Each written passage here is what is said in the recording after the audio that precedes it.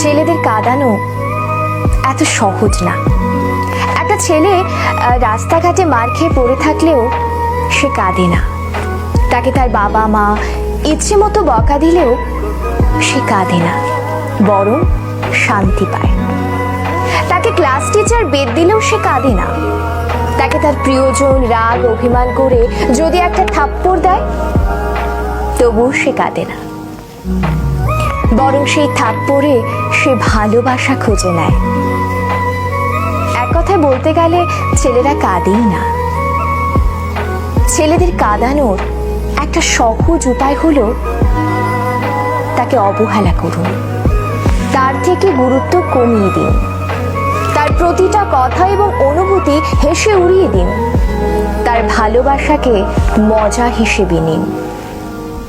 তবেই ছেলেটি কাঁদবে, তবে রাতে কেউ জানবে না।